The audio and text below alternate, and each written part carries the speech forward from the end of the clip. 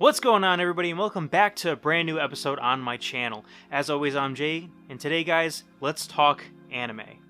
Anime is everywhere, from collectibles to conventions to even cinema. Anime is ingrained in popular culture.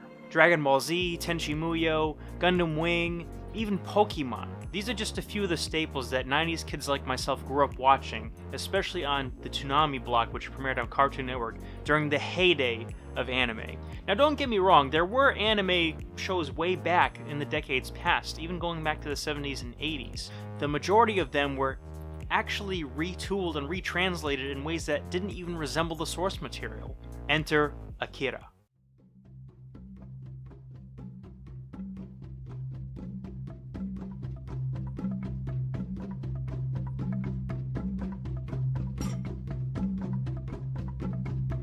The film Akira centers around two young men who are part of a biker gang called the Capsules. The leader, Kaneda, rides this badass red motorcycle.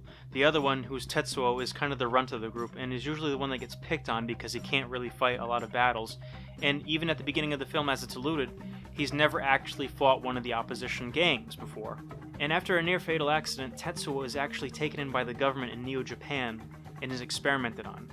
And unfortunately, through these experimentations, he not only suffers massive hallucinations, but a great power is awoken within him. Realizing that his old friend has lost control, Kaneda does his best to try and stop him, hoping that he'll be able to have his friend return to normal.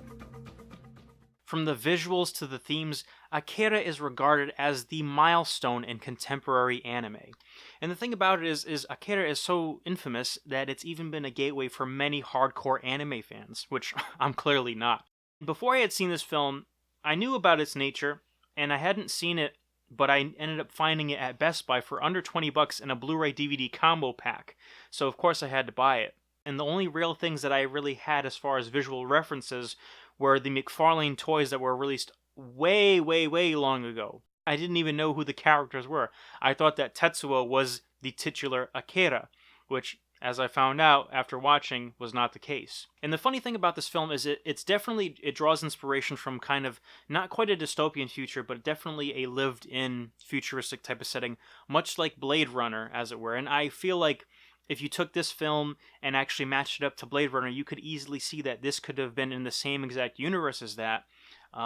And I thought that was really cool, especially since I had recently seen Blade Runner about a year ago for the first time as well. But overall, I did feel like this was a very poignant story here, and that, of course, like many anime, it is based on a manga, which incidentally was also going on parallel to this film being released. So it was actually an ongoing series that hadn't been finished when this film had been presented in and of itself. So that I feel was very interesting. And watching this film, you actually pick up on little, different areas of pop culture that have actually used different elements of this. I mean, something as small as Kaneda stopping his motorcycle that certain sideways way, which ended up popping up in Robin's Reckoning in Batman the Animated Series, or the fact that the whole scene where Tetsuo's arm is blasted, but then he goes into space and takes down a satellite, evokes images of Man of Steel, at least for me personally, and plus the fact that Tetsuo at one point in the actual story grabs a red cloth and puts it on like it's a cape, like he thinks he's the hero of the story, when in fact he's really not.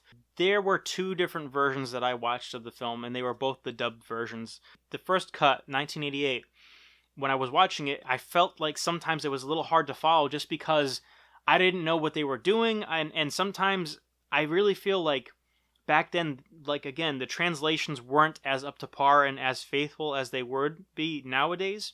So watching the 1988 version to the 2001 version, that one was better acted, better scripted. I felt better translated well on the screen with the English dubbing.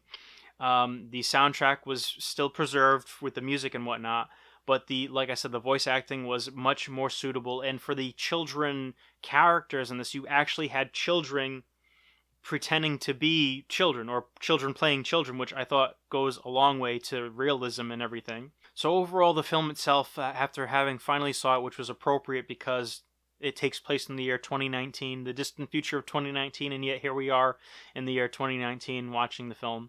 I really feel like the film has stood the test of time. I definitely give the film 4 out of 5 stars. It's one of the best anime films, and it does deserve that title for sure. But anyway, guys, I highly recommend the film. It is great to see. As far as which version you should watch, I definitely recommend watching the 2001 version, just because given the time gap of when anime started to really be translated a little bit better and whatnot, that version of the film, I feel, is more true to the original version in Japanese. They take it more seriously. They're not overacting like in the 1980s version.